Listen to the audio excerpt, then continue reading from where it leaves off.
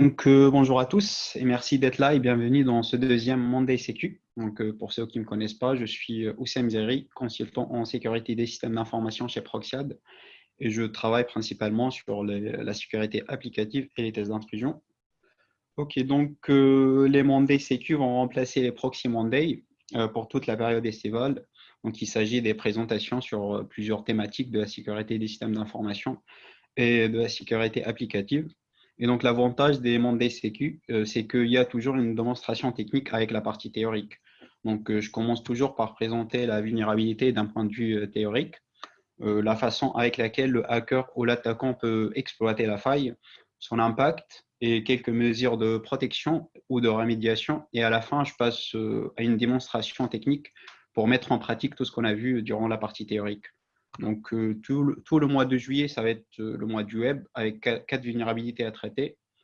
J'ai commencé la semaine dernière par la vulnérabilité numéro 4 dans le top 10 de l'OASP de 2017, qui est la désérialisation non sécurisée. Nous avons vu ensemble comment peut-on exploiter une fonction de désérialisation vulnérable pour récupérer un fichier sur le serveur qui héberge l'application en question. Aujourd'hui, je vais présenter la vulnérabilité SSRF. La semaine prochaine, je présenterai la faille XXE et le XSS en deux parties. La première le 27 juillet et la deuxième le 3 août. Donc, le reste du mois d'août, ça va être sur quelques vulnérabilités système que je n'ai pas encore choisi d'ailleurs. Si vous avez des suggestions ou de propositions de failles, n'hésitez pas à me contacter, que ce soit par mail, par téléphone ou sur TalkSpirit. La présentation d'aujourd'hui, c'est sur la vulnérabilité SSRF. Elle ne fait pas partie du top 10 de l'OASP de 2017, mais peut-être on va la voir dans la prochaine version de l'OASP. Pour le sommaire, je vais commencer par présenter la faille SSRF, après les impacts de la faille SSRF, quelques mesures de protection, et on va enchaîner avec la démonstration technique. Donc c'est parti. Généralement, les applications web peuvent lancer des requêtes entre les serveurs HTTP. Donc elles sont généralement utilisées pour récupérer des ressources telles que par exemple des mises à jour de logiciels ou pour importer des métadonnées à partir d'une URL ou d'une autre application web. Même si ces requêtes, on va dire inter-serveurs, soient généralement sécurisées, elles ne sont pas correctement mises en œuvre et elles peuvent rendre le serveur vulnérable à la falsification des requêtes côté serveur ou ce qu'on appelle le SSRF. Dans une attaque SSRF, l'attaquant peut modifier un paramètre utilisé sur l'application web pour créer ou contrôler des requêtes provenant d'un serveur vulnérable. Lorsque les informations dans une application web doivent être récupérées à partir d'une ressource externe, qui peut également être un service en interne, hein, comme par exemple un flux RSS ou d'un autre site web. Des requêtes côté serveur sont utilisées justement pour récupérer la ressource et l'inclure dans l'application web. Par exemple, un développeur peut utiliser une URL pour récupérer un fichier sur un serveur distant. Et donc, si l'attaquant est capable de changer ce paramètre de l'URL en, par exemple, localhost à la place de l'adresse du serveur distant, donc il peut alors voir les ressources locales hébergées sur le serveur en question, ce qui rend ce dernier vulnérable à la falsification des requêtes côté serveur ou ce qu'on appelle le SSRF. Voici un petit scénario qui permet de l'exploitation de cette vulnérabilité. Comme l'attaquant ne peut pas envoyer des requêtes directement au serveur de la victime parce qu'elles sont bloquées par un pare-feu ou par un WAF pour Web Application Firewall, ou pour scanner un réseau interne, l'attaquant doit donc envoyer une requête au serveur web vulnérable de la vulnérabilité SSRF. Le serveur web envoie une requête au serveur de la victime qui se trouve par exemple derrière un pare-feu, mais qui présente une ressource de confiance pour l'expéditeur qui est le serveur web. Donc le serveur web de la victime répond avec les données et donc finalement les données sont renvoyées à l'attaquant.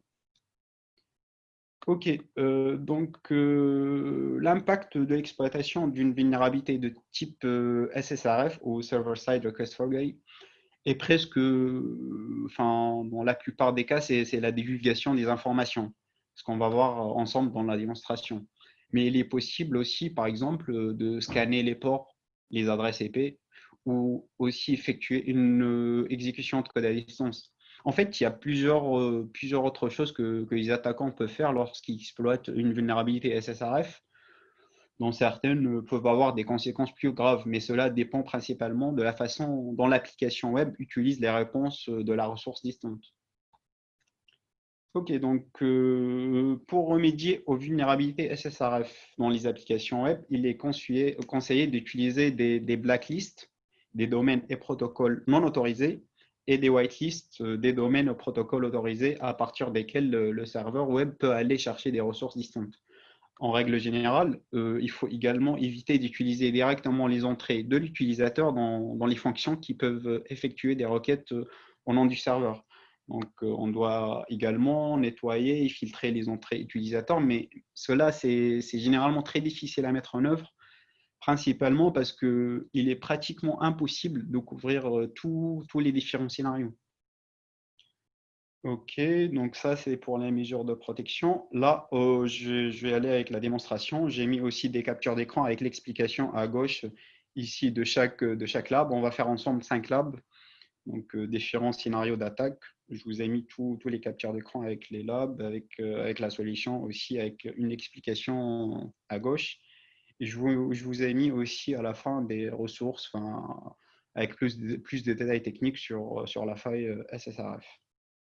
Ok, donc c'est parti pour la partie pratique. Ok, donc ici c'est bon. Ok, donc le lab 1. Ok, donc dans une attaque SSRF contre le serveur lui-même, l'attaquant incite l'application à faire une requête HTTP vers le serveur qui héberge l'application, donc via l'interface loopback. Cela implique généralement de fournir une URL avec un nom d'hôte, comme par exemple 127.0.0.1 ou localhost.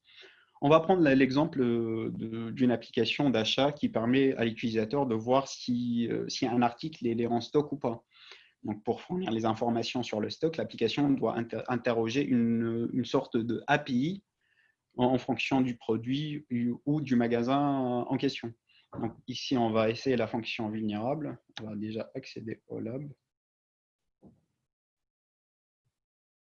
Ok, ma connexion Internet, ça marche. Ok.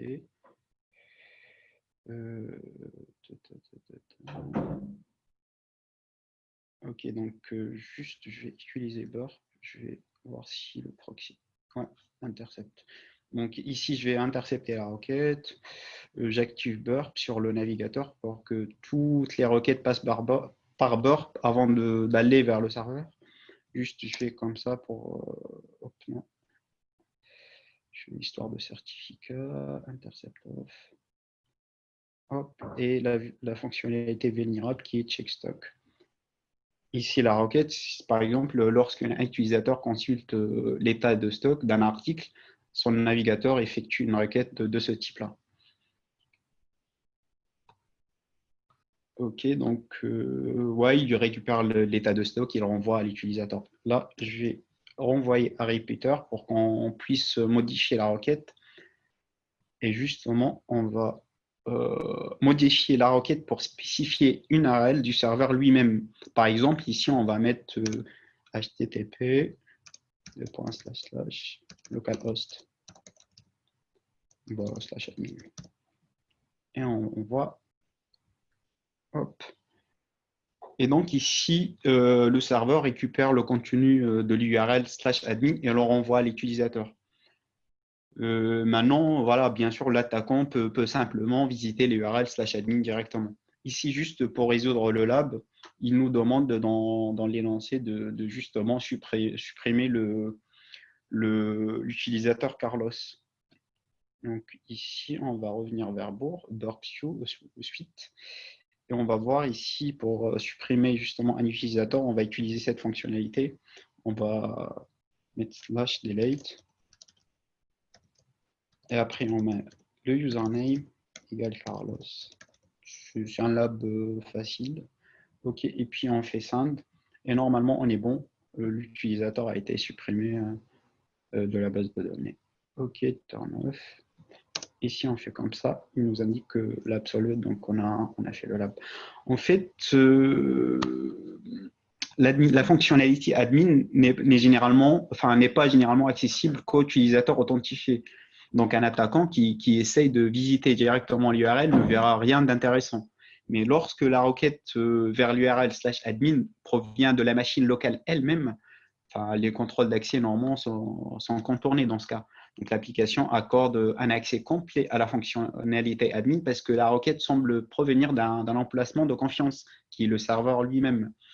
Mais la question qui se pose ici, pourquoi les applications font-elles implicitement confiance aux demandes qui proviennent de la machine locale? En fait, le contrôle d'accès peut être implémenté dans un autre composant qui se trouve devant le serveur de l'application. Lorsque une connexion est établie avec le serveur lui-même, le contrôle d'accès est contourné. Aussi, à un autre cas, l'interface d'administration pourrait écouter sur un numéro de port différent de celui de l'application principale. Donc, ne pas être accessible directement par les utilisateurs. En fait, moi, je pense que ce type de relation de confiance où les demandes qui viennent de la machine locale sont traitées différemment des demandes ordinaires et souvent, enfin, ce qui fait de la vulnérabilité SSRF une vulnérabilité critique. Donc voilà, ici le premier lab, on l'a résolu. On va passer au deuxième lab. Le deuxième lab, c'est avec un petit peu de challenge. Donc ici, un autre type de relation de confiance qui survient souvent avec la falsification des requêtes côté serveur. Et lorsque le serveur d'application est capable d'interagir avec d'autres systèmes back-end qui ne sont pas directement accessibles par les utilisateurs. Ces systèmes ont souvent une adresse IP privée ou non routable. Donc, les systèmes back-end sont normalement protégés par la topologie réseau. Pardon. Ils ont souvent une politique de sécurité plus faible parce qu'ils sont en interne, ils sont non routables. Enfin, c'est des adresses IP non routables. Donc, dans plusieurs cas, les systèmes internes contiennent des fonctionnalités sensibles auxquelles toute personne est capable d'interagir avec le système. Le système peut y accéder sans authentification. C'est ce qu'on va voir dans le lab. OK, on va accéder au lab. Je vais juste fermer ça. On va essayer ensemble d'accéder au lab. OK, et c'est toujours la même fonctionnalité qui est la fonctionnalité checkstock qui est vulnérable. OK. Juste activer burp. Et là, burp shoot, là, je vais activer l'interception. On va intercepter la requête comme la dernière fois.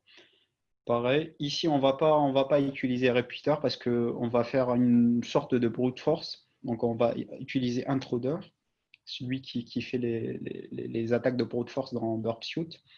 Ici, on va clear là et on va mettre l'adresse du serveur qui est non rotable d'ailleurs, 192.161. J'écris pas. Oups. Ouais. 192.168.0. Il nous a dit X et nous on va brute forcer le dernier octet de l'adresse. Donc c'est ce bit-là, enfin c'est cet octet-là qu'on va brute forcer. Je vais mettre 1 pour le port 8080 et slash admin.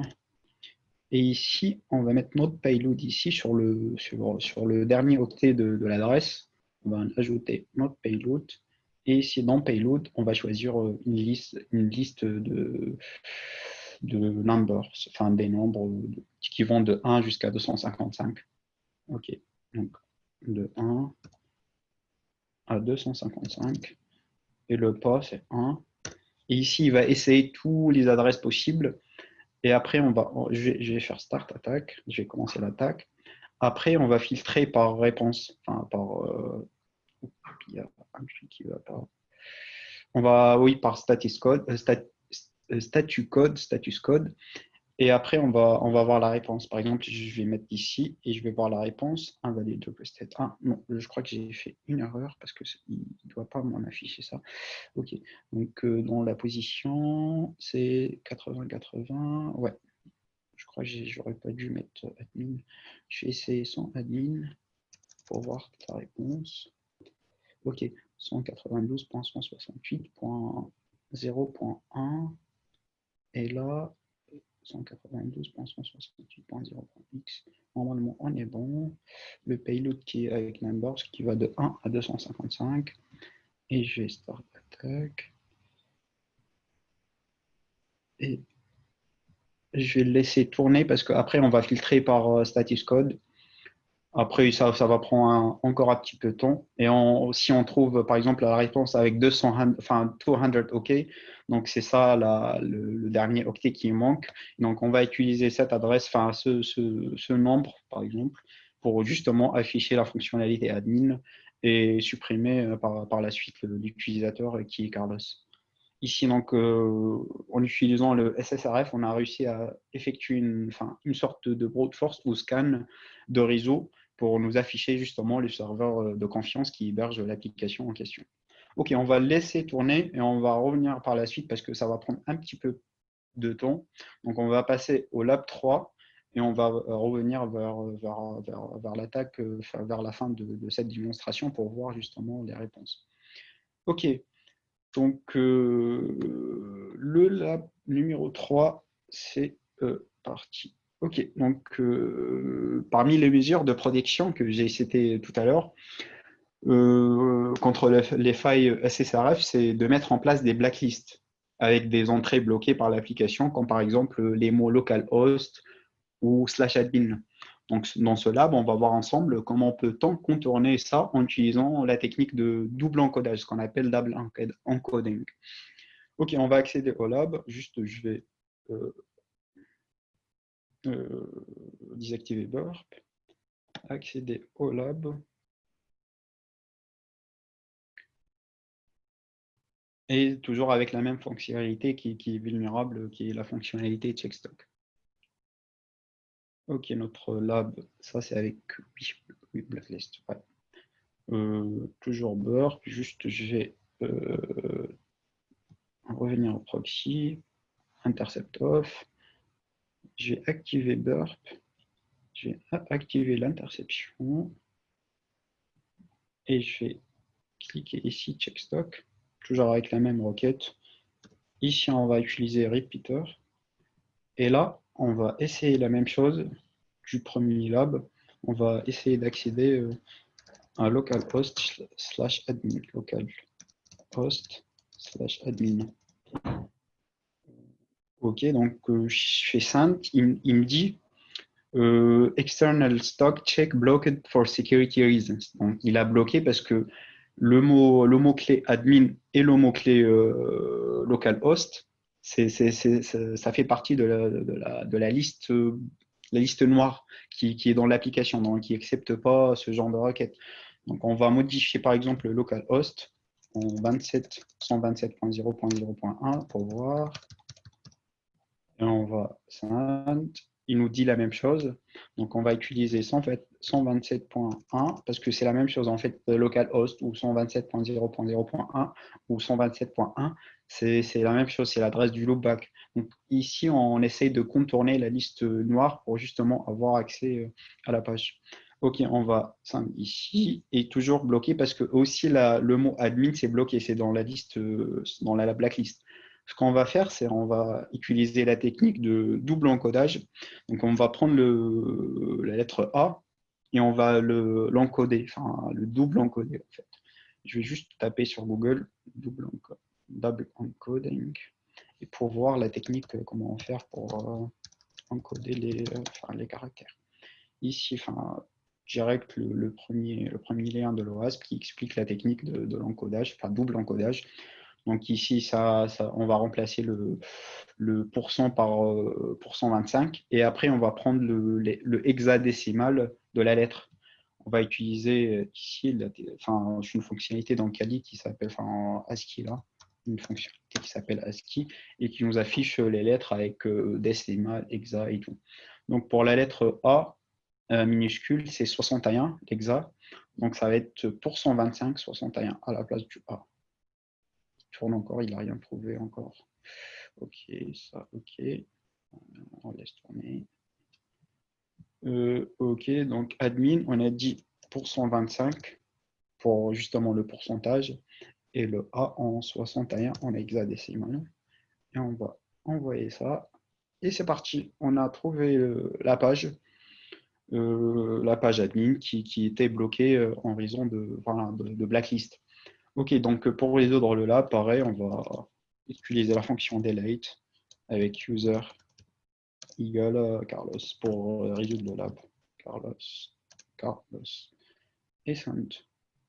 Ah oui, username, pas user. Username égale à Carlos. Et normalement, on est bon. On n'a plus besoin de ça. Et le lab, c'était celui-là. Ah oui, donc il nous a affiché que le lab a été résolu. Ok, donc ça, c'est pour contourner les blacklists. Là, on va enchaîner, je crois, avec les whitelists. Oui, les whitelists. Donc, pour vous expliquer un petit peu, certaines applications n'autorisent que les entrées qui commencent ou qui contiennent une liste blanche des valeurs autorisées. Dans ce cas, on peut parfois contourner aussi le filtre en exploitant des incohérences dans l'analyse des URL. Parmi les techniques qu'on peut utiliser est de mettre l'adresse de l'hacker concaténée avec l'adresse qui figure dans la liste blanche, ou avec le caractère, par exemple, arrobase ou dièse, ou tous les deux ensemble, pour que l'application considère l'entrée comme une source valable et donc elle accepte la requête. En fait, c'est pour considérer que l'adresse du hacker comme un fragment de l'URL original ou légitime. Donc, je vais vous montrer comment faire.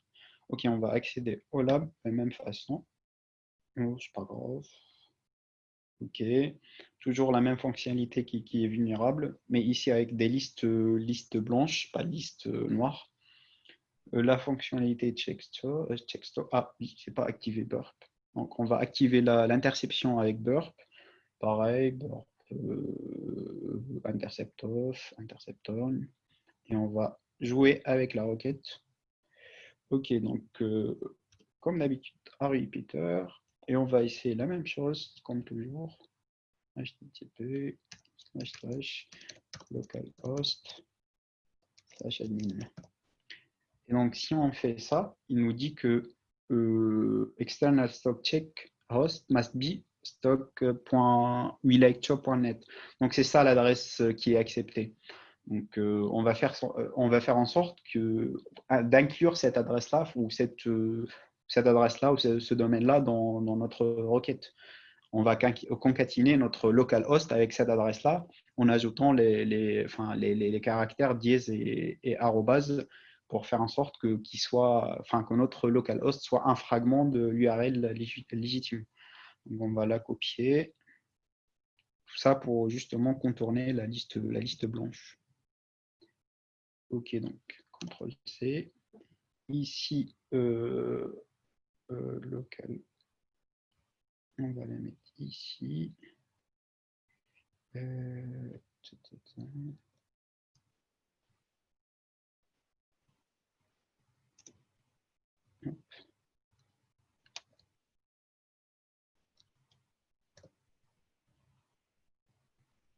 on va essayer comme ça.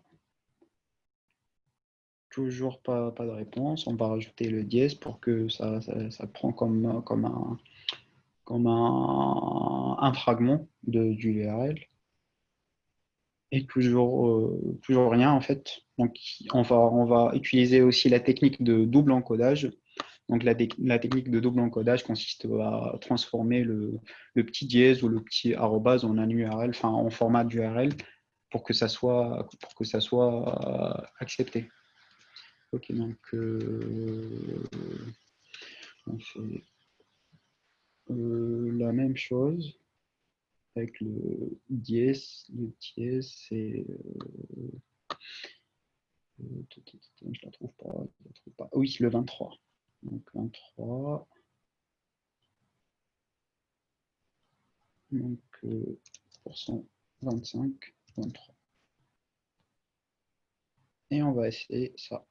Et c'est parti. Donc nous avons trouvé la page admin avec toutes les informations nécessaires pour justement supprimer le user Carlos. Donc ici, ce qu'on a fait, on a transformé le dièse en format d'URL double encodé pour que ça soit accepté. Et donc ici, on a mis justement le localhost en fragment de l'adresse qui est acceptée par le serveur. Et donc, il considère cette URL-là comme URL légitime parce qu'il y a le mot-clé stock.relayextra.net. Et donc, pour faire en sorte que la requête soit acceptée, on a justement mis en place, procédé avec un double encodage pour le caractère dièse. Le double encodage, c'est toujours comme ça. Le pourcent, c'est %25 et après, on met le hexadécimal du caractère. Ici, on va supprimer comme d'hab le user Carlos pour justement résoudre le lab. Delete. Slash delete user égale à Carlos. Hop, on va simple. Ah oui, encore username égale à Carlos. Et normalement, on est bon. Je vais juste réfléchir la page pour voir si on est bon ou pas. Hop, il nous dit que le lab est résolu. Ok, je vais jeter un œil juste pour l'attaque ici pour voir s'il a trouvé quelque chose ou pas. Donc, toujours rien. Il est en 139 sur 255, enfin octet. Ok, le dernier lab, celui-là, je l'ai déjà fait pendant ma présentation de Top 10 de l'OWASP. C'est d'exploiter les attaques, de combiner la faille XXE, qui est le sujet de prochain Monday Sécu, qui aura lieu lundi prochain, et le SSRF pour avoir des données sensibles. Donc, pour résumer un petit peu le format des données XML, qui était largement utilisé dans les applications web pour transmettre les données du client vers le serveur. Donc, lorsqu'une application accepte les données au format XML et les analyse, elle peut être vulnérable à l'injection XXE, donc les entités externes de XML. Je ne vais pas rentrer dans les détails de XXE parce que c'est le sujet de notre prochain Monday Sécu. Mais ici, on va voir ensemble comment utiliser ces entités externes de XML pour réaliser une attaque de type SSRF. C'est la même démonstration que j'avais faite pendant ma présentation de Top 10 de WASP. Ok, donc on va accéder au lab. Et pareil, toujours la fonctionnalité qui est vulnérable, qui est la fonctionnalité checkstock. Burp. Non, pas ici, c'est ici. Proxy, interceptor, intercepton. Burp. Et la fonctionnalité checkstock. On voit très bien que l'application utilise XML pour transmettre les données. Donc, repeater. Et ici, on va jouer avec la requête. On va utiliser les entités externes. Ok, donc on va définir notre identité. On va l'appeler SSRF. Là, on va initier notre entité externe avec le mot-clé entity. On va l'appeler XXE. Et le mot-clé système, c'est la syntaxe des entités externes dans XML. Donc, je vous expliquerai ça lundi prochain avec plus de détails. Système. Et on va mettre l'adresse du serveur qui est celle-là. Burp. Hop. Hop. On va fermer la taille. Et ici, à la place du product ID, on va mettre notre variable qui est XXE avec le virgule. Et on va voir. Et donc, il nous affiche le dossier latest. Donc, on va mettre latest ici pour afficher le contenu justement du fichier latest. Ok, donc pareil, metadata. Metadata. Après, je crois IAM, si je ne me trompe pas. Oui, IAM. Après, on va avoir Security Credentials. Ouais, Security Credentials. Et Admin à la fin. Oui, Admin. Et donc, ici, on va trouver la clé secrète IAM, qui est une clé voilà, confidentielle. Donc ici, ce qu'il faut retenir, c'est qu'on a utilisé ici l'attaque SSRF donc, dans une entité externe XML. Donc ce qu'il faut retenir, c'est ça, c'est le serveur de confiance qui a comme adresse 169.254.169.254 avec des données sensibles justement. Et on a juste encapsulé ça dans une entité externe XML. Ok, donc c'était ça le dernier lab. Je vais voir juste le intruder pour le deuxième. Il tourne encore. Donc, juste pour vous expliquer, il va nous afficher un statut avec 200 OK. Et du coup, voilà, on va utiliser cet octet justement pour avoir l'accès à cette page admin. Donc, le but de cette attaque, c'est justement faire un scan ou un brute force sur le serveur en question qui est une relation de confiance avec le serveur local. Donc voilà, c'était tout pour la présentation d'aujourd'hui. Je vous laisse, si vous avez des questions, n'hésitez pas. Donc c'est à vous. Merci.